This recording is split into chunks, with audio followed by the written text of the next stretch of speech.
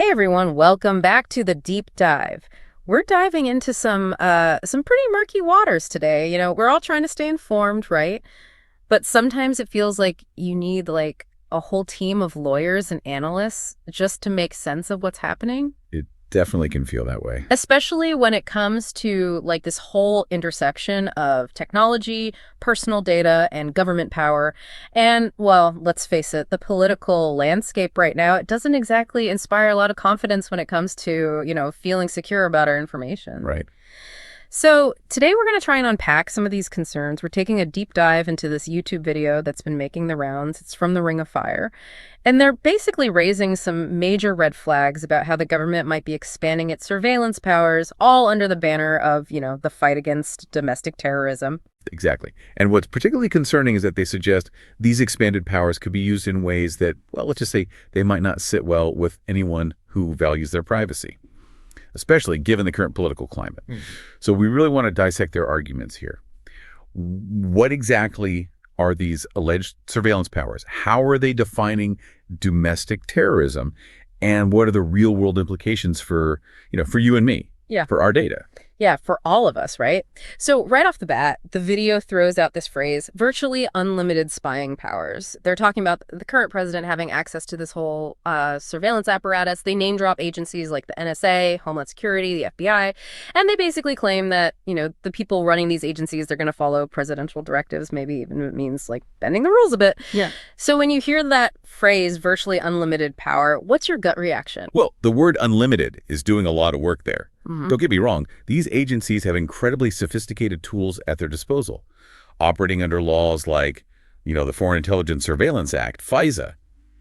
But to say they operate completely outside the law, that's a pretty bold claim. Yeah, it definitely gets your attention. Right. It definitely does. But it's important to remember there are legal frameworks in place.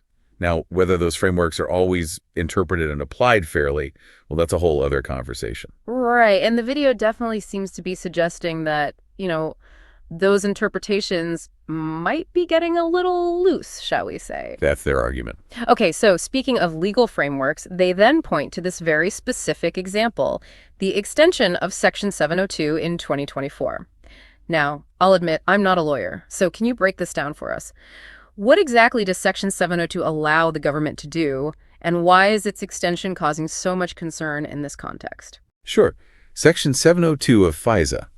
In a nutshell, it allows the U.S. government to collect foreign intelligence.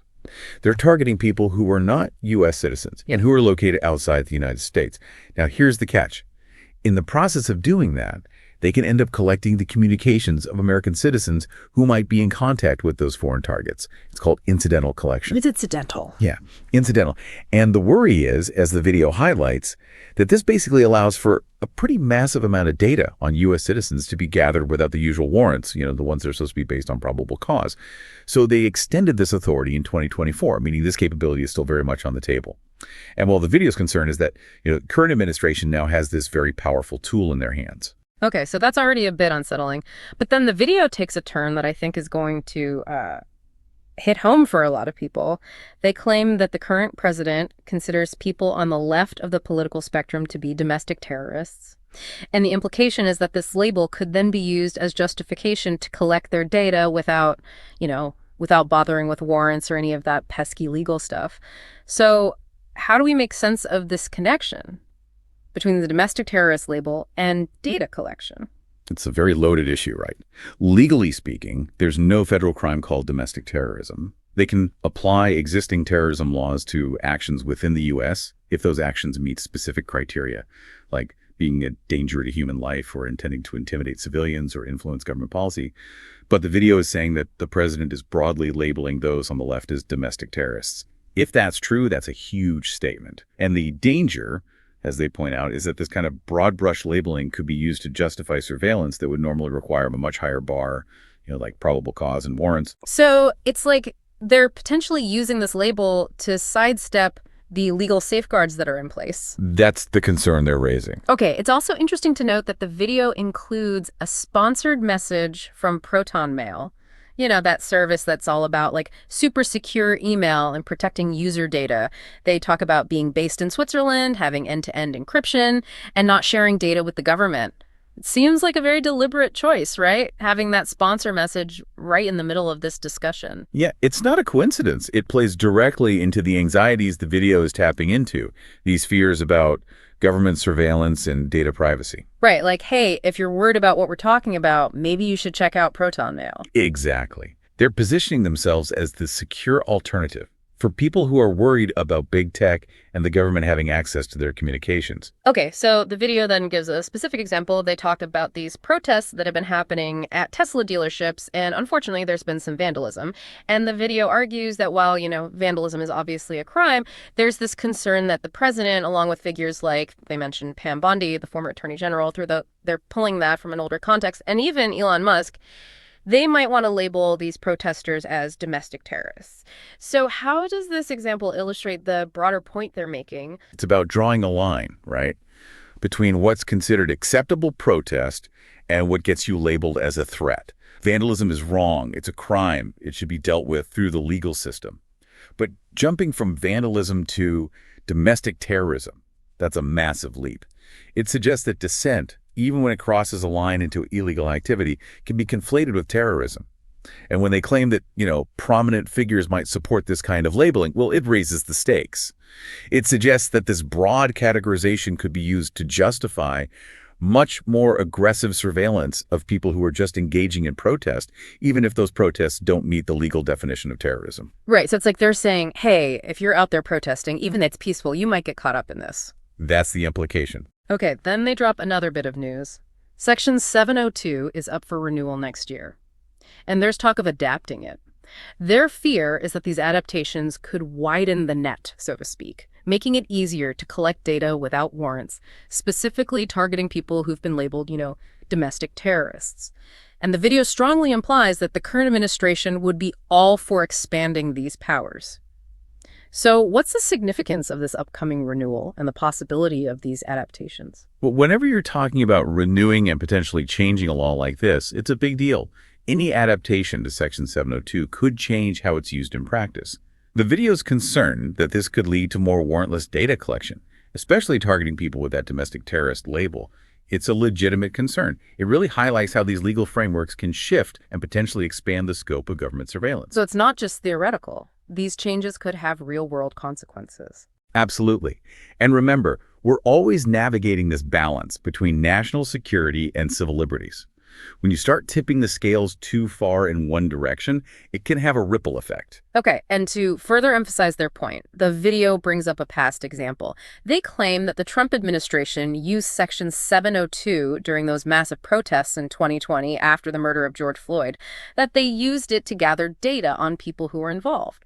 So what does this historical reference add to the argument? It's about showing that this isn't just a hypothetical concern, right? They're saying, look, this has happened before. This power has been used against groups the government didn't like. So it's not just about what could happen, it's about what has happened. Exactly. They're trying to establish a pattern. Okay, and to bring it right into the present, the video points to the protests that we've been seeing at Republican town hall events. They're saying, look, these are the kinds of people who could be targeted under these expanded surveillance powers, especially if they start throwing around that domestic terrorist label. They're drawing a pretty direct line between the rhetoric and the potential for increased surveillance. Right. And by focusing on these current protests, they're making it feel very immediate. They're arguing that if enough people are labeled as domestic terrorists just for protesting, then the potential pool of targets for data collection becomes huge. It doesn't matter if you're actually engaging in terrorism as defined by the law. The label itself becomes the justification. Okay, so finally, the video gets into the nitty-gritty. They talk about the sheer volume of data that they believe could be swept up under Section 702. We're talking about data from Meta, so Facebook and Instagram, X, cell phone companies, text messages, emails. They even specifically mention that TikTok seems to be the exception. Their point is that these companies, they're generally willing to share data with the government, and that all of this information could end up in the hands of an administration that views a significant chunk of the population as, a threat. It's a pretty chilling thought. It is. It really highlights how much of our lives are now lived online and how much data we generate just by going about our day. And if all of that data is up for grabs without the usual legal protections, it raises some serious questions about the future of privacy.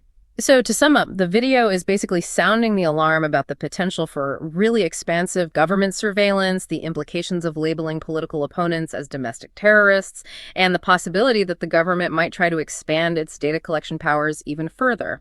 It's a lot to take in. It is. It really raises some fundamental questions about the balance of power in our society. How much are we willing to sacrifice in the name of security? And who gets to decide what constitutes a threat? These are not easy questions. It definitely gives us a lot to think about, Yeah, especially if you care about civil liberties and your own privacy. So, stay informed, stay engaged, and keep asking these tough questions. absolutely. And as you're processing all of this, think about this. Mhm. With all this data flying around and these shifting definitions of what constitutes a security threat, what do you see as your responsibility? Not just to protect your own information, but also to engage in these conversations in a thoughtful way, to make sure we're striking the right balance between security and freedom. It's a challenge we all face now. Food for thought. Thanks for listening, everyone. We'll see you next time on The Deep Dive.